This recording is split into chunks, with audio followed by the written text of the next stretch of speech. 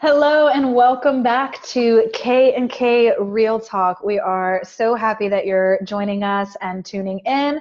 Whether you're watching us on video or listening to the audio, we just want you to know that we love you so much. We love having you here. We love hearing your feedback and getting your questions and your topics that you'd like for us to cover. So please keep sending us information. If this is your first episode, if you've never met me yet, I'm Kenny King, holistic health and wellness coach, focused on helping women with endometriosis feel better, reduce and better manage symptoms naturally. And I'm here with my beautiful and fabulous co-host, Kristen McCrovey. Hi, Kristen. How are you today? Hi, I'm pretty good today. Not too Good. bad. I had some pizza and I'm not flared up currently, so Oh, we'll just go with it. that's fantastic that you're not flared up. You know, one of the things I've noticed, because we talk a lot about that, right? We talk about like food triggers and things that make our bodies not feel good, make our bodies slow down or trigger a flare up. And here's one of the things that I've learned that I like to remind people, because sometimes I take my clients through like a reset cleanse and we eliminate certain foods so that we can learn what the body needs and um, how it works best. But what I always try to remind my clients is just because we cut something out doesn't mean you can't ever have it again. If we first eliminate, we learn, and then you eat a certain way to give your body a chance to heal, many times, eventually we get to a point where you can have anything you want just in moderation, and you're really careful about the amount. And so instead of overindulging or living off of it, your body gets the nutrients it needs. It gets to calm so that that food might not be a trigger unless you start eating it all the time again. Mm-hmm. So that's fantastic. I love that you were able to eat pizza and you're like, okay, I feel okay. Yeah, it's actually surprising. So Yeah. Well, it's a win. It's a win, and we know celebrating our wins is huge. So if for any of you that are viewing and that have viewed this show a lot, you're going to notice I'm in a totally different place. I'm at one of my business partners' homes. We're working on a fantastic new body confidence program, and so I'm in a totally new place. So this may look a little different or sound a little different than usual, but thank you so much for your patience and showing up anyway. So yeah, today we're so excited about this episode, and you know, Kristen and I were just talking for a moment, and this is a loaded topic. This particular topic is loaded. So we're just going to talk on a little bit about it today. We're going to share a little bit and talk about the outskirts of it because we're focusing on stressors and emotional wounds and really how that impacts not just endometriosis, but total health and wellness. And we're going to, of course, since we do focus on women's health, we're going to focus on how this impacts women's health. So first of all, Kristen, I would just love to hear from you. Have you ever noticed, let's start with the stress aspect and stress being a trigger. Have you ever noticed your symptoms increasing whenever you've been in a time of stress? Is that a way your body's ever responded? oh yeah, like for me, I feel like stress is the biggest trigger. Mm, Like it will literally send me into a flare of not only like endo, but also IBS. And so like mm, just uncomfortable. Like that is the biggest trigger, like because it triggers like my anxiety, my depression, mm. the endo, and like makes me feel awful, like worse than the food triggers even. Wow. Yeah. And I'm so glad you brought that up because I don't think, you know, this day and age, it's so, it's almost like a rite of passage. Like we're supposed to be stressed. It's like if there's so many people that I talk to that if they sit down or relax, they feel guilty like they're supposed to be doing something. Even if they go get a massage or something like that, they start to feel guilty about taking this time. And I know everybody's not that way, but sometimes, especially if we're like working and then suddenly our body starts to tell us we need to slow down, because we have different types of stress, right? We have like physiological stress, we have biological stress, environmental stress, and the way that our body responds to these things is different. So we also have emotional stress, of course. So for example, the stress might come from um, a holiday season, work and overwhelm, or not being able to work and freaking out about finances. It can be related to fear. It can be, mental and emotional. Stress can also come from our environment, being exposed to environmental factors that create a stress on the body. And all of these come down, like, no matter what kind of stress it is. A lot of times we think, well, it's just here, like in my head, I'm just stressed out, but everything else is okay. The truth of the matter is when our body starts to experience stress, no matter what, there is a physiological response. That central nervous system says, hold up, I'm in danger. The body doesn't understand.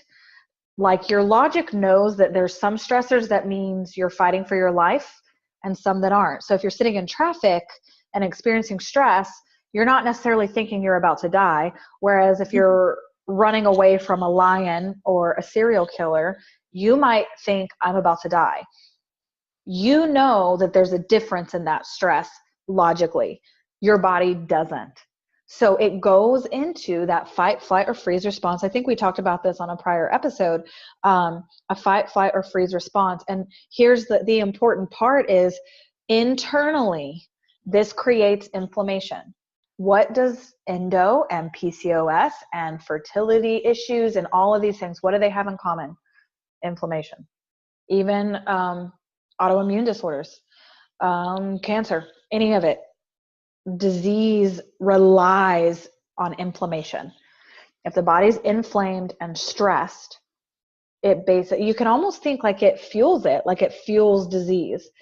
And the body has a really hard time. In fact, it's almost impossible to heal when you're in a stress state. And so now when your symptoms happen, like when we have these flare-ups, now we're no longer just at that, the mental, emotional stress, yada, yada. We're now at this biological stress, and that compounds everything. So you can think about this like there's a fire, and the body's so busy trying to figure out how the heck to put out the fire and how to communicate to you that something's wrong, terribly, terribly wrong, and you need to pay attention. And that's when our symptoms compound. Has anybody ever had, like, Kristen, have you ever had, like, okay, maybe you had a headache, and then maybe you had a little bit of anxiety, and then and then all of a sudden you were just brought to your knees in symptoms where you just couldn't even do anything? Yeah. Oh yeah. Yeah. So it's almost like the body does, like, you can think about it like a stoplight or something, like that red, yellow, green. Like, there's a caution, there's always a warning, but there's a point where it turns red and the body says, absolutely not. Until you handle this, until you take care of me, I can't do anything else. I can't function. I can't go to work and cook food and get up and take care of things the way that you want me to. Are you kidding me? I'm not even functioning here. So what we want to do is just connect those dots between stress and how your body manifests it, how you physically, some people get headaches, they get canker sores, their hair falls out, they get an endo flare up or any sort of flare up, or their cycles become more chronic. We have discovered that most gastric issues, IBS, SIBO, all of those issues, normally 75% of that is caused by the stress factor, and only 25% of digestive distress is caused by the food that you're eating. The food that you're eating is important. Please don't let me convince you otherwise. Nutrition is absolutely critical to you feeling good. But I want to make that clear that our digestive stress is 75% of who we're being and what's actually happening. It's a totally different, it's how we're showing up to life. And so one of the things, that I think is important to mention is, in episode 8, we did a full episode on self-care tips. And that is a fantastic episode. Like, if you're listening to this and going, okay, stress is chronic in my life, I don't have a clue as how to slow it down, better manage it, or stop it. Let me just, Kristen and I can both just tell you, first of all, if you're human and you're breathing, you're going to be stressed out. Or you're going to experience stress. I should say that. But one of the biggest needle movers in feeling good in our bodies, in releasing excess fatty tissue, in reducing problematic symptoms, is better managing and reducing our stress. Because there are some things out of our control that we just have to, or we don't have to, but we can choose to shift our perspective on. And there are things that within our control that we can change. We may not want to change them. Like if you know you're in a very toxic relationship and it's causing you agony and pain, and your physical body is revolting because of the level of stress you're under, it's up to you to shift that. Like that is in your control. You can do it. It might be really, really hard, but it's possible. So sometimes we think we're stuck when we're not actually stuck. We just convince ourselves that there's nothing we can do about it and it's out of our control. So that's, Kristen, what is one of your favorite, I know that, we talked about episode 8, but if you were to say like right now today, what's one of your first go-tos when you start feeling that stress build up? What's yours? Well, like my top 3 things, I'd say always cannabis, Mm-hmm. and then breathing exercises, and then CBD or THC bath bomb. I need to try those bath bombs, by the way. I haven't tried that yet. Oh my God, it's good. Have you heard that there are, and then like CBD massages, people are incorporating CBD oils into like massage therapy. That sounds like magnificent. So I might have to try that out. So I love those. I love all of those. I guess my immediate thought is slow down. So I a lot of times will hop in like an Epsom salt bath and throw some essential oils and put on music that helps me recenter, that helps me breathe and go, okay, hold the phone, Kenny. Like you're getting in over your head. I did this recently because I've been in this process, and I'll talk a little bit more about this when we get to this other part about the emotional wounds, but I've been doing a lot of grieving lately, actually, like latent grieving from repressed, from not allowing myself to grieve for years and years. So I've been trying to give myself the space. And so sometimes when I do that, I go, is there some sort of emotion here that I need to just express? Because we forget to do that, I think. We expect ourselves to do all the things and not feel. Like we go through a breakup and we might feel hurt, but we don't always let ourselves bawl our eyes out, take it out on a pillow and just like get that aggression out, or let ourselves break down. And one of the things I learned recently was because I thought, oh my gosh, like I haven't let myself grieve this because I think it'll kill me. And that's something we don't always pay attention to. That fight, flight, or freeze response is there to protect us. So there's sometimes a reason that we don't want to process our own emotions or deal with something. We'd rather just go right on and not deal with it because sometimes it feels overwhelming and too hard. And I'll tell you, this just happened last week where fortunately I was alone because it was like in the middle of the night. My husband was asleep. And I was like, oh my gosh, please don't walk out here. But, I was like sobbing. And then I started realizing that was it. I think it's going to kill me. And so if you ever get to that point where it feels like that, it's a little bit like when you're in the midst of an anxiety attack and you think you're dying. It feels a little bit like that. I would just ask that you give yourself the opportunity to acknowledge let it happen, let it wash over you, let it rise up, let it wash over, let it come out. And even if you have to say, this isn't going to kill me, do that, like try it. Because a great stress reliever is crying or dancing or expressing our emotion. Like if you feel something, move your body or cry or let it have a noise, like letting it out, journal, whatever. getting that out. And the reason I want to share that is because the danger of when we don't is our emotional wounds that have not healed, that go on unprocessed, manifest into physical illness. And those of you who've been with us enough to hear us talking about, just these ins and outs, you've maybe heard of us talk about this a little bit before. And if you're brand new and you're like, that sounds like the craziest thing I've ever heard, there is plenty of science to back it up. There's a lot out there that indicates how much our biology is created from the stories we tell and believe ourselves, the memories we relive and hold on to, and the emotions that we don't let go of, and the wounds that we don't let go of, we hold on so tight. And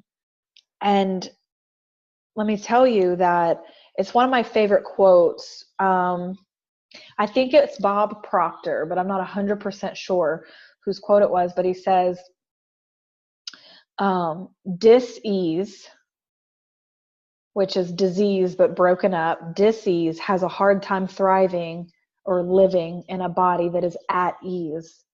The more at ease we are in our bodies, the less we succumb to the changing elements and the stressors that create all of this. And by the way, I just want to make it clear, I'm not telling you that your endo is your fault, that your flare-ups are your fault, that if you would just heal your emotional wounds, that your symptoms would vanish. That's not my goal here. My goal is to share that there is a mind-body-spirit connection. There's a connection between the physical health of our body and our mental and emotional health and wellness, and our ability to express and move through our emotions, to feel them and to heal them. There is a correlation between that and how good we can potentially feel in our bodies. And I think the easiest way to express this would to just, I'd love to share where I received this, or where I first gained this insight personally. Of course, I've read tons of books, and I do a lot of work with my clients related to like energy and healing and all of these things. But I will never forget, I was having one of the worst flare-ups of my life. I was also at the beginning of my cycle, and so I was in so much pain. Like, it always wakes me up. Like, it wakes me up in the middle of the night or early in the morning, and I was in so much pain that I tried taking Vicodin. That didn't do anything. I tried everything, and I was breathing like I was in labor. Like, I was just, and I remember actually having the thought, I thought, if I were in labor, I'd at least get a baby out of this. This is ridiculous, because I'm not getting anything at the end of this other than pain relief, which I did want. But you know what I mean? Like, what am I getting that's going to make it worth it? Have you ever had a moment like that where you're like, oh my God, yeah. Yeah. Well, not wanting a baby, because sure, yeah. Not for me, but like, I've definitely remember times when like I would have my period where I would get the urge to actually push. Like, you just feel like you need to push, and it's so weird because you're like, I'm not pregnant. Yeah.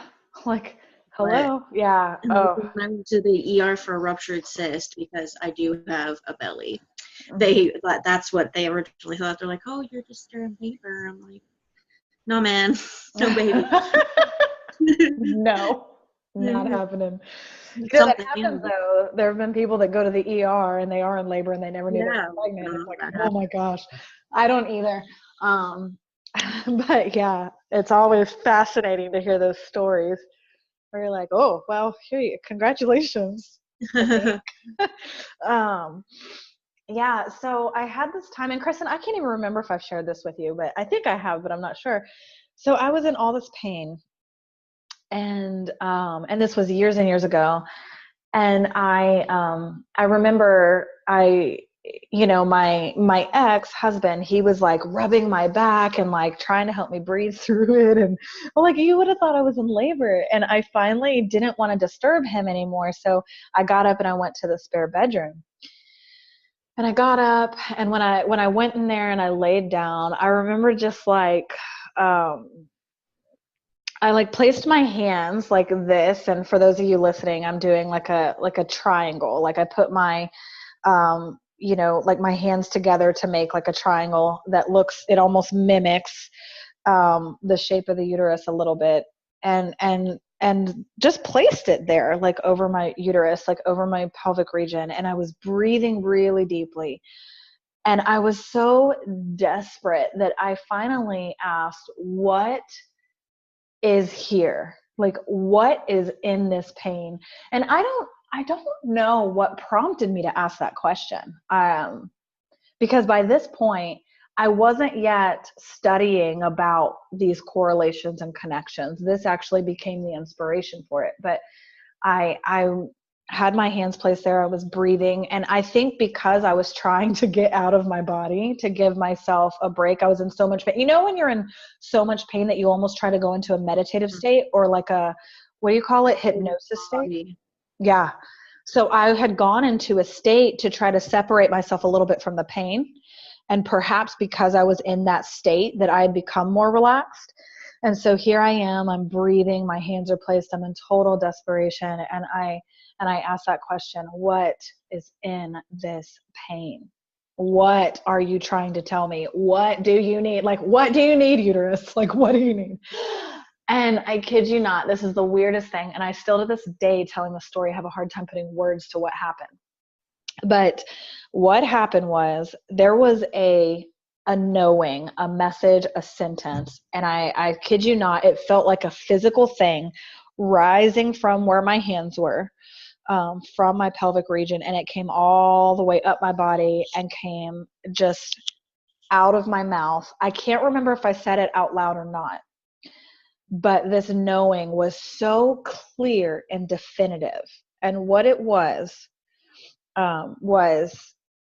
it was no one called the cops, is what came out of my mouth. And to explain what that meant to me, when I was 9, I had been molested. And I wasn't just molested. The reason I was in the home where I was molested was because like the weekend before, just to give you some context, or not even the weekend before, like 2 days before, my mom's boyfriend at the time had just beat her unconscious, had just beat the crap out of her, broke her collarbone.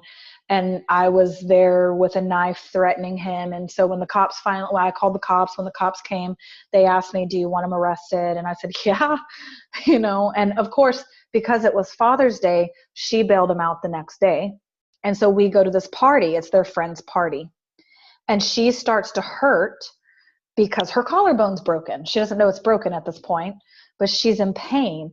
So I don't know this. My brother and I fall asleep on the couch watching The Lion King, and he's in diapers, and we're like feet to feet. And they leave in the middle of the night to go take her to the emergency room. So I'm here in this home with this man and his wife's in bed. And anyway, and this is the scenario, and I'm molested.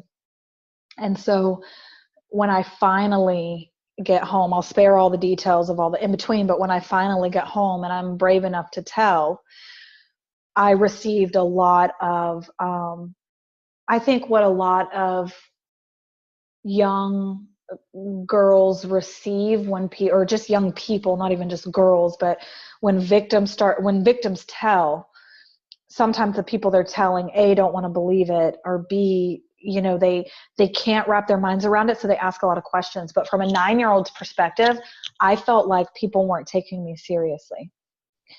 And instead of the cops being called, they did call him, because I remember him driving in loops outside our house. He was driving, like saying he'll take a lie detector test, all this stuff. But the thing that came up was no one advocated for me. Like, no one called the cops. This man is not a registered sex offender. This was not. But see, when this moment happened, I was an adult. And so the second that came out, like that knowing came up, I went downstairs to my computer and I started looking up.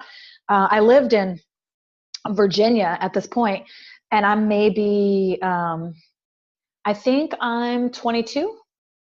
And I start researching the statute of limitations in Texas, which I was past them. I think the statute of limitations is 7 years.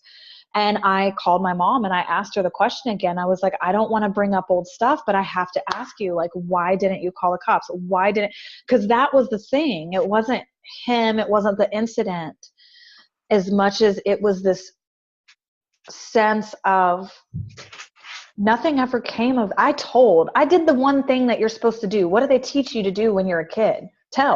You tell an adult, right? I told, but nothing happened. And I felt like I didn't matter. Like what happened to me wasn't important enough for somebody to face consequences for it or get in trouble for it or anything like that. And there's way more to the story. I was actually told some lies about what did happen to him. But, and this is a person that, he's out living his life. He's on, I can find him on Facebook right now. Like and that haunts me because I think about, what about after me? How many times was he maybe exposed to another young girl? How many times, and so there are so many things wrapped up into this story, but the big shift for me, the awakening for me was I was in this immense pain, was deeply breathing and giving my body the space and asked it what was wrong. And something that came up, first of all, after it came up, I will say one of two things. One, my pain immediately reduced. I don't want to say it went away, but it reduced. And the second thing is I have never been in that pain again. I've experienced pain. I've shared with you guys that even just a year ago, I had surgery and had to have one ovary removed and the endo treated. And so, I don't want to pretend like, oh, well, it just all went away and I never experienced any symptoms after that. No, but that began my process of understanding the connection between my biology and my biography, my stories. And something important about our female organs is this is what, this is where our creativity lies, our basically how we perceive the world in terms of being a woman. This is where we tend to bury female related hurts and wounds, whether that's a wound related to just dealing with the patriarchy and being a woman on this planet and having to rise above that aspect and how difficult that can be. It's changing nowadays, but being a second class citizen, there are these wounds. And that book that we talked about, Women's Bodies, Women's Wisdom, Dr. Christiane Northrup, she explains that really, really well.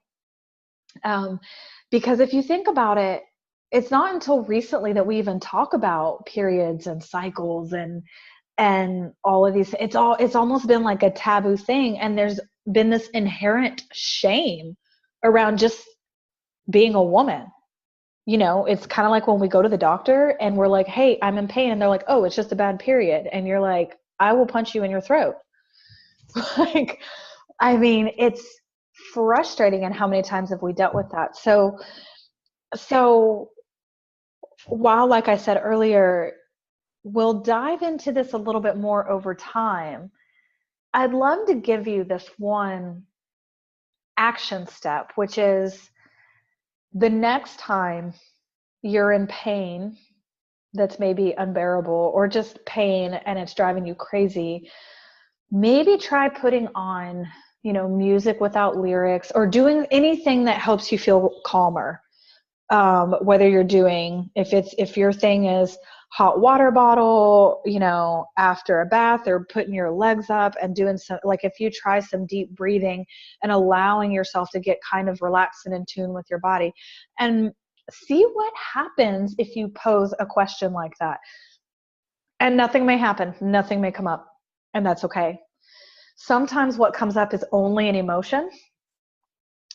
sometimes what comes up is something that you can't quite pinpoint. It's like a fragment of a memory, and you don't really know the memory, but you only know how it feels.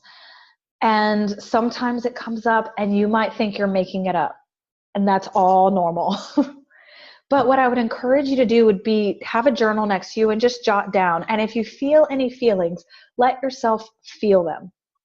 Give yourself some space to feel them, even if you think it might kill you, because it won't. Just, you might have to remind yourself that you're in present day and whatever pops up isn't currently happening to you. And jot that down and see what kind of self-discoveries you might be able to make when you acknowledge that there's some sort of emotional wound or unprocessed emotion that needs to be expressed and acknowledged. And I just want to like interject for a little story. Yeah, please do. They don't, like, stressors don't always manifest like in your body as well. Like I like triggered, like talking about triggers and things like that. I have like I have a stressor that's like turned into a phobia kind of thing. I don't even know where the phobia stems from even. Like, I've been trying to figure it out for years, but I have vomit phobia, like literally sends me into panic attacks. I'm better now and I can like function through it. And it's not me. I don't care if like I throw up, but it's other people. And like things like going to bars I avoid because people throw up there sometimes, and like things like that. Like, it's bad. Yeah. It's better than it was. And I avoid things a lot less than I used to. But I've been trying to figure out like what has like triggered that mental phobia. And like me and my parents, like my dad and my stepmom, we think it's something to do with my mother, because she all of my life has been a drug addict. And so like we're thinking maybe some point in my younger years that I hardly remember, like she maybe went through withdrawal and like withdrawal, vomiting, something like attached to that, but I don't actually know. So sometimes like even like the stress of trying to figure out the stress. Yeah. And that, if you're stressed about it, is so difficult to pinpoint. And like so even like when something like triggers you into like a panic, like not even like it's not even, we're not talking about just like endo flares. Like it could be a flare in anxiety. Like when like my boyfriend with his kidney stones or whatever, they don't know what it is, and that causes him to vomit. So I've had to deal with it a couple of times. And like exposure therapy does help to a certain extent, just like being exposed to it and seeing it. But like every single time my body is like, as soon as I know, because like it does have like some symptoms like leading up to it, as soon as I know it's coming, it's like this paranoia. Yeah. And you're literally just like waiting for it, and then you're like in a panic attack the entire fucking time. Yeah. You're just like, oh my god, I am praying for the end. And then sometimes, for me anyways, and I'm sure tons of other people, my anxiety attack will last way longer than the event. Like yeah. Like he'll have like a 12 or 24-hour bout of whatever the hell this is, and I take care of him because that's who I am. Like, I'm literally like a caregiver. It's just like who we are, right? And so like I take care of him, and every time you're just like, okay, get through this bout or whatever. And then even after it, like up to even like 2 weeks for me, which is like an eternity, I'm still in that triggered state. Like you literally just feel like you're always on edge, like waiting for it to happen again, or like, and this can be anything for someone, like going back to a trauma. Of course. phobia, Mm-hmm. like even anxiety triggering a mental or physical illness. Like Mm-hmm. stress will kill you faster than cancer. Sure. Yeah. And one thing that I want to share, because I was just talking about this. I mentioned earlier how I'd been going through some grieving. And one thing we associate with like PTSD is Mhm. flashbacks, right? Mhm. And flashbacks, generally you go back to the scenario and it might be triggered. You might not be aware of your trigger, but you almost relive it. Our bodies have flashbacks. So sometimes our body is having a flashback, but we can't associate it with the memory. So we don't know the origin point. And it sounds a little bit like what you were explaining. It can be frustrating when you're looking for the origin point because you almost want to like heal it. Yes. Yeah. And so then you're like, Deal with it ah, on, but then you don't even know what the fuck it is. yeah, like what it is, where it came from. Yeah, absolutely. And, I think sometimes it's important for us to go, all right, like, I don't know exactly what that is or where it came from. Maybe it's irrational for now because we don't have the memory bank. And you're right, you might be on the right track as far as it could have been something, a withdrawal situation when you were little. A lot of people do not do inner child work. And sometimes we have to like get to that place so that we can connect with our inner child so that we can get more pieces of the puzzle. Doesn't mean the memory pops up, but we understand the fear and the extreme, the fear of what it means. Like, for example, if it was a withdrawal scenario and you were if you were very young, trying to take care of your mom, you could have seen what was happening and received that as, she's dying, I have to fix that. And you could have gone straight into this role that you didn't even have the tools, resources, or coping skills to manage, but it didn't matter because at that time in your life, you're in a fight response. Or you could have been in a flight response. I don't know what response you were in because we don't know what the story was. But interestingly, our inner child is down here. She lives down here, like in this region of, our pelvic region of our lower belly area here. And so a lot of times what we don't realize, we used to talk about inner child work and psychologists would talk about it and people would be like, that is crazy. Like, you grow up and you get over stuff, until we look at how sick our societies are. Look at um, how much shame we experience just trying to tell our truth. And what is the first thing? Let me ask you this question, just in case it's the answer that other people have. If you're in a situation where you're talking with somebody and you start crying, what's the first thing you say? I'm sorry. Sorry.